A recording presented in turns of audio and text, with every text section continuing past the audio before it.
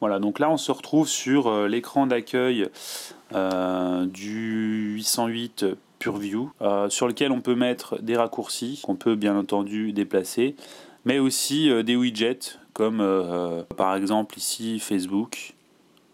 On a donc des widgets un peu plus avancés comme par exemple ici Twitter, donc c'est plutôt bien fait. Comme vous le voyez, j'ai pas tout configuré en fait. Par exemple pour les contacts, j'ai pas pu importer de manière simple mes contacts Google. Donc il y a sûrement moyen pas via une application, mais sachez quand même que si jamais vous êtes habitué à l'Android, c'est bien entendu beaucoup moins associé à Google qu'un smartphone Android où vous mettez une fois votre compte Google et vous avez tout. Là, Nokia est plutôt partenaire de Microsoft, donc on a par défaut, je les ai enlevés, mais par défaut, on a plutôt des raccourcis vers les applications de Microsoft, donc en particulier pour les entreprises. Donc sachez que c'est un smartphone qui s'intègre bien en entreprise grâce aux outils de Microsoft. Voilà, donc là on voit par exemple d'autres widgets, la météo. Voilà, météo qui est plutôt bien faite d'ailleurs, l'application. Bon, là ça met un peu de temps à charger. Voilà. Vous avez la possibilité de voir heure par heure en faisant défiler ici. Vous avez la météo qui va changer, les degrés, etc. Donc c'est plutôt bien réalisé en fait. Donc comme on le voit, il va pleuvoir, hein, évidemment, on est à Paris, il pleut forcément. Et donc ici, on a pour les prochains jours, donc c'est plutôt bien réalisé. En slidant d'écran en écran, vous pouvez ajouter des villes, enfin naviguer parmi plusieurs villes, donc c'est plutôt bien fait. Autre détail, comme on le voit là, à chaque fois qu'on passe d'un bureau à un autre, on a un fond d'écran différent, donc ça aussi c'est plutôt sympa. Donc là on va passer au menu principal. Voilà, donc c'est un menu tout ce qu'il y a de plus classique ici. On a donc à la fois des raccourcis vers les applications de base comme les contacts, la messagerie, la galerie, l'agenda ou les paramètres, mais aussi les applications qu'on a installées en plus, donc par exemple YouTube, la météo, les cartes, qu'est-ce que j'ai pu installer, voilà, OneNote, Facebook, Red Bull TV, voilà, j'ai pris les premières applications que j'ai trouvées sur le store qu'on va voir tout à l'heure. Une application pour améliorer l'application d'appareil photo, Angry Birds, etc. Voilà, donc on a un certain nombre de choses donc, que j'ai téléchargées sur le store, que je vais vous montrer tout de suite. Alors le store n'est pas parfait, hein. C'est-à-dire qu'il n'y a pas énormément d'applications, évidemment, comparé à Android ou iOS. Et puis aussi, il y a pas mal de bugs, donc c'est un peu moins ergonomique et de temps en temps, ça ne fonctionne pas. Voilà, donc là, par exemple, je vais prendre l'application Libération pour vous montrer un peu ça. Elle est gratuite, je télécharge. Voilà, et des fois, en fait, le téléchargement ne se lance pas, ou alors il est arrivé tout à la fin, on nous dit que c'est pas valide, qu'il faut recommencer, etc., que ce soit en Wi-Fi ou en 3G. Des fois, ça marche pas. Là, ça a l'air de fonctionner, mais bon, sachez que des fois, c'est pas toujours parfait. Alors, j'en ai pas encore parlé pendant que ça s'installe. Les applications mettent pas mal de temps à s'installer, hein, c'est un peu dommage. J'en ai pas encore parlé, mais on a aussi une barre ici, un peu comme Android. Voilà, ça rame un peu comme on le voit, hein, mais avec pas mal de raccourcis, voilà, pour changer les widgets, etc. Donc c'est un peu comme la barre de notification d'Android. C'est plutôt bien pensé. Voilà, donc comme on le voit, ça prend un peu de temps et là on a une pop-up, on peut pas vraiment faire grand chose d'autre pendant ce temps. On est obligé de rester sur l'installation, c'est un peu dommage, c'est pas vraiment du multitâche du coup. On a un basculement horizontal, vertical sur la plupart des applications. Par contre, seulement dans un sens, c'est-à-dire qu'ici, je crois que ça bascule pas, voilà. Donc là, si je me remets droit, ça bascule. En revanche, de ce côté-là, ça bascule pas, donc il faudra forcément le tenir comme ça. Bon, c'est un peu bizarre, mais pourquoi pas. Du coup, si jamais vous êtes gaucher, ça vous oblige à mettre la main sur le capteur, en fait, ce qui est un peu dommage, parce que du coup...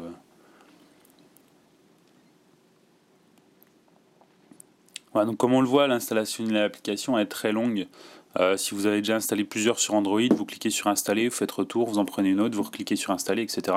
Ça se fait tout en arrière-plan. Ici, il faut vraiment être faut vraiment faire que ça. Mais bon, d'habitude, ça met quand même un peu moins de temps que ça.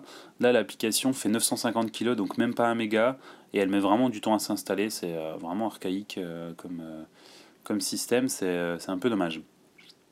Ouais, j'aurais bien voulu quand même vous montrer à quoi pouvait ressembler une application d'un grand média sur ce smartphone, pour vous montrer un peu de quoi il est capable.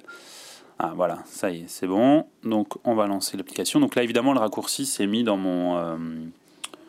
dans le menu principal, hein, mais je vais la lancer donc depuis ici.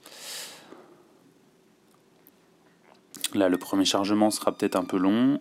Voilà, donc là, on a l'application avec une navigation un peu chargée. Donc je la découvre un peu en même temps que vous, hein, mais on voit tout de suite que c'est un peu chargé avec une série ici d'onglets.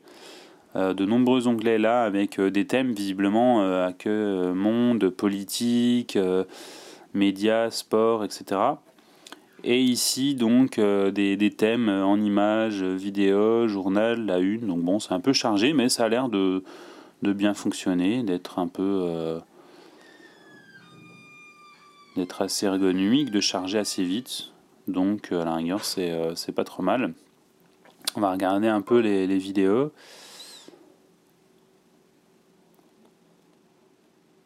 Bon, là, on n'a pas vraiment la vidéo en fait.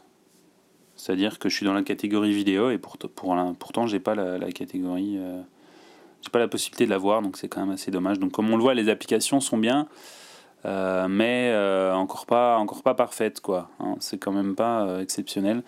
Donc à tout moment, on peut bien sûr retourner sur l'accueil en appuyant sur ce bouton qui vous permet aussi du coup d'afficher le menu, donc celui qu'on a vu tout à l'heure.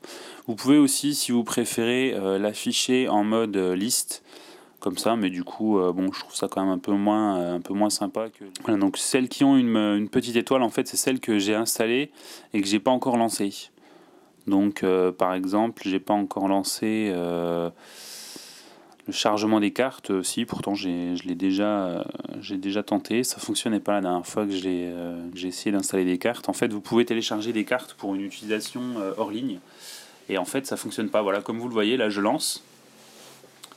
Ici, vous pouvez télécharger les cartes sur le téléphone via le Wi-Fi. Donc là, comme on le voit là-haut, je suis en Wi-Fi. Je fais ajouter carte et ah bah si, là ça fonctionne. Bon, tout à l'heure, voilà, on a vu que c'est retourné sur l'accueil. Là, ça a enfin marché. Donc, je vais installer les cartes. J'espère que je pourrai le faire. Alors, on va prendre ça par exemple. Voilà. Ok, donc du coup, vous avez facile, je pense, 2 gigas pour les cartes de France, hein, vu la taille que prend un département, enfin une région. Je pense que ça prend pas mal de temps. Alors, est-ce que si je fais l'accueil, est-ce que ça continue derrière? Je suis pas sûr. Là, on voit rien. Ah oui, donc on a le multitâche, je ne l'ai pas encore montré. C'est un appui long sur le bouton d'accueil ici. Et donc, vous pouvez naviguer entre les applications et les fermer comme ça. Ça marche plutôt bien, il n'y a pas de souci à ce niveau-là. Et donc là, oui, ça a l'air de continuer. Donc ça, c'est plutôt cool. Ça se fait en arrière-plan. Pour vous montrer d'autres applications, donc les contacts, j'ai pas encore chargé mes contacts comme je l'ai dit parce que j'ai eu des petits soucis pour importer mes contacts Gmail. Ça se fait sûrement, mais j'ai pas encore trop creusé la question, donc j'en parlerai sur mon test écrit. Sur mon blog. En parlant de blog, je vais aller dessus. Voilà. Ah oui, alors j'avais déjà chargé la page pour voir un peu à quoi ressemblait le navigateur. Donc c'est probablement déjà en cache. On va voir à quelle vitesse ça charge la page en Wi-Fi, sachant qu'elle est quand même assez lourde. Il y a pas mal de photos, etc.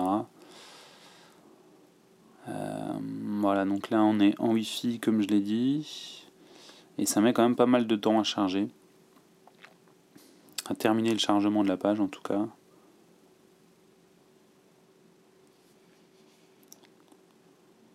Donc comme on le voit, l'utilisation en termes de smartphone n'est pas du tout au niveau d'Android ou d'iOS ou de Windows Phone d'ailleurs.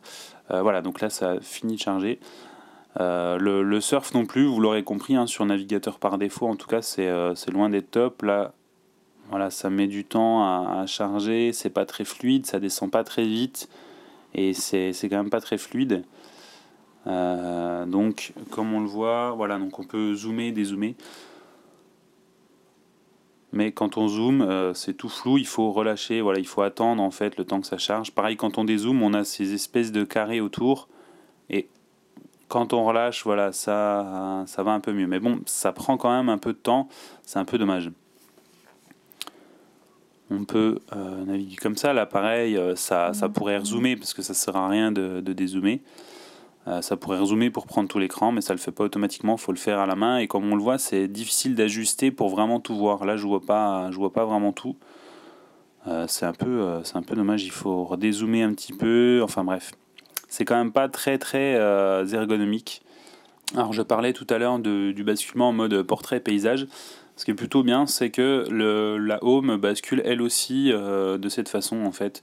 Ce qui n'est pas le cas par exemple sur Android ou iPhone, vous ne pouvez pas afficher vos bureaux d'accueil ou vos icônes pour Android, pour iOS de cette façon. Vous ne pouvez pas vraiment les bouger. Donc là, je peux vraiment afficher comme je veux. Par exemple, si j'ai envie de mettre ça ici, je peux. Et du coup, quand je passe en portrait, je garde mon layout, mon agencement comme je les avais à la base. Donc ça, c'est plutôt bien vu de la part de Nokia. Je pense que c'est assez pratique. C'est une bonne idée. On va lancer par exemple un petit Facebook, un petit Twitter. Alors il faut un compte Nokia pour pouvoir utiliser Facebook et Twitter. C'est un peu dommage, mais bon, c'est comme ça. Alors là, je peux pas lancer en fait. Ouais, alors là, c'est un peu dommage parce qu'avec ce widget, en fait, je peux pas lancer juste Twitter. Je peux voir un tweet en particulier. Je peux tweeter quelque chose, donc en mettant à jour mon statut. Voilà, je peux écrire quelque chose. Par contre, je peux pas lancer juste l'application Twitter pour voir un peu ce qu'il y a sur ma timeline. Donc là, j'ai beau activer ça. Ah voilà. Voilà, donc l'interface principale de Twitter. Donc c'est assez basique, hein. Il suffit d'ouvrir un lien, voilà, donc c'est pas très beau, mais bon, ça fonctionne, ça fait un peu le job. Mais c'est vrai que si vous êtes habitué à un iPhone ou à un Android ou même un Windows Phone, vous risquez d'être un peu déçu, quoi. Ça, c'est clair. Voilà, donc c'était le test du Nokia 808 PureView, un excellent appareil photo, hein. Vous le verrez surtout dans les comparatifs d'appareils photo, enfin les résultats des photos, des vidéos, etc. Mais c'est un excellent appareil photo. Par contre, du coup, c'est un peu un smartphone un peu dépassé. Donc, il y a pas mal de fonctions, comme vous le voyez, le surf, les réseaux sociaux, etc., qui sont un peu mauvaises. Enfin, ça fonctionne, on va dire, mais ça reste quand même un peu lent, un peu archaïque quand on a l'habitude d'appareils plus évolués. Voilà, donc merci de m'avoir suivi pour ce test, et donc du coup je vous invite à regarder les résultats des photos sur mon blog, donc bisus.fr, pour voir le rendu des photos prises avec ce 808 PureView face au Galaxy Nexus, au Xperia S et à d'autres smartphones Android et d'autres appareils photo d'ailleurs sur les mêmes photos pour vraiment pouvoir comparer les rendus. Voilà, donc merci de m'avoir suivi et à bientôt pour d'autres tests.